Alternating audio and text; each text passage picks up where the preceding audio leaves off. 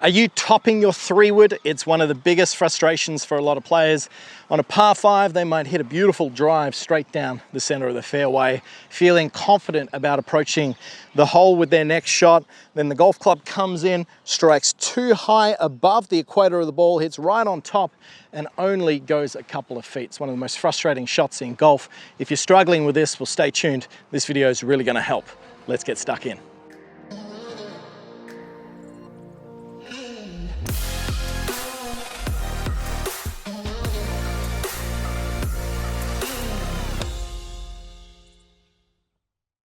Welcome back to the channel. Kerr Gray on the course today here at Joondalup Resort, and this video is all about eliminating that top shot with your 3-wood, with those fairway woods when you've got yourself in a great position and you simply just don't strike the ball as well as you like. The club comes in too high, hits above the equator, and the ball only rolls a couple of feet. We're going to help you rectify that, but before we get stuck in, please go down below if you haven't already.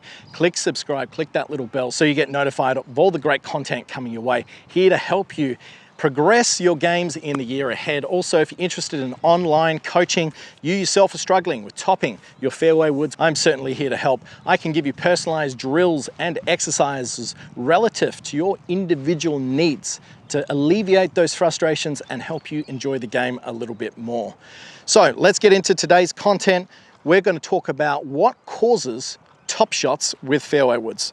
And having an understanding of, first of all, what a top shot is can certainly help. A top shot is when the golf club comes in too high relative to the location of the ball on the ground, and the golf club will come in, strike just above the equator of the ball or right on top and only advance a couple of feet. Definitely see it with a lot of recreational golfers on the range and on the golf course, and it's something that upsets a lot of players.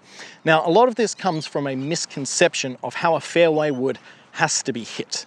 Now, most players are under the assumption that being a wood, we actually need to sweep this golf ball off the ground, very similar to a driver. However, that is a misconception. A golf club is designed to hit the ball on a descending blow. That's why we have loft on these golf clubs. The ball is on the ground, so the golf club must work on a downward angle of attack, strike the ball first and the ground second. Now, regardless if it is a fairway wood, that still needs to happen because the ball is on the ground. So we're going to talk about these shots where you are on the fairway or in the rough, not necessarily the ones that are teed up, but I would then relate this exactly to those shots as well, because it's easier if we just simplify this whole process. So once we've got that understanding that we do need to hit the ball first, the ground second, very similar to like an iron, the reason we don't create as such a divot like those shorter clubs is simply for the length of the club. And the main reason being is when we set up to a golf ball, the longer the golf club is, the further away we are, the more upright our posture, the more around the golf swing is. But there is still going to be a low point to the arc.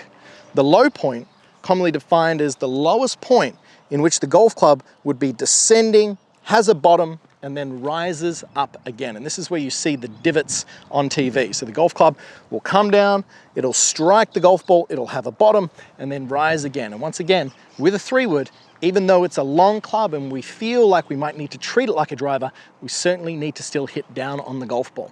It's just not going to have those big divots that you see with a shorter club, simply due to the length of the golf club and the fact that we're not on top of the golf ball and bent over as much, meaning that the angle of the swing coming down into the ground isn't as steep, and therefore we're not going to get as much of a divot. So with that, we see a lot of players then play around with their ball position as such to put it in somewhere like a driver. However, that just encourages them to hit the top of the ball. So first of all, we've got and shifted the misconception that a lot of players have of ensuring we're striking the ball first and the ground second. But then secondly from that, we need to establish the ideal ball position and where we would like to put that relative to our stance.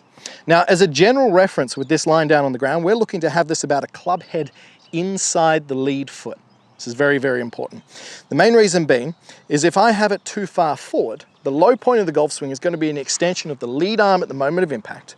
And if I have the ball position forward like a driver, well, the bottom of the swing arc is going to be in this position, meaning the bottom will be here and then it will rise and hit the equator of the ball, and therefore you're more likely to get a top shot. So if we're just looking to achieve that strike where we hit the ball first, the ground second, we simply just need to ensure that our ball position is correct. We've got the mentality that we need to hit the ball first, the ground second. and we move our body in such a way with a very simple swing thought that would encourage that strike and eliminate the top shot. So the first thing, we're always going to measure that we've got a comfortable club head distance inside that lead foot. Another checkpoint that I would like to see for a fairway wood shot is that our left ear is over the golf ball in this position. So you can simply just get this feeling that we've got a club head distance in between the lead heel, or the left foot for the right-hander, and our left ear for the right-hander is on top of the golf ball. Obviously flip this around if you're a left-handed golfer. Now from here, we want to close our eyes and we want to shift a little bit of pressure onto that lead foot. I'd like to see about 55 to 60% of the weight on that front foot. Now from this position here, if we were to shift off the golf ball and feel like we're trying to hit up on it to help it up, well, that is where the top shot's going to lie. Because once again, using this inside of my armpit as a reference at the low point or the bottom of the swing, if I shift off it and then try and help the ball up, you can see how the bottom of the swing is all the way back here. The club is definitely going to be rising through the moment of impact. It's going to hit the top and it's not going to advance the ball very far. So once we've got that, we're going to set up, we've got that comfortable club head in front, we've got our left ear over the ball, we're feeling a little bit of weight on that lead side. From here, we just need to keep our head relatively stable to the top and down the bottom. And I just really want you to get the feeling that you're striking the ball first and the ground second. We're not trying to help the ball up here. Let the loft do the work for you. Let's not try and absolutely beat the heck out of the ball. Treat your fairway woods like a short iron. They are designed to go the distance. You don't really need to force them too much to get there. So I'm going to combine these all together. So we've got a club head in, we've got our left ear over the ball, a little bit of weight on that lead side. I'm going to feel that I'm keeping my head stable in the backswing. I'm going to just smooth this one out there, treating it more so like a 7-iron. Let's see how we go. Now that one there came right out of the screws. And we could see right down on the ground, the ball was here, and I've actually got a little bit of a brushing of the ground. Now, we certainly didn't take a divot, once again, because of the length of the golf club.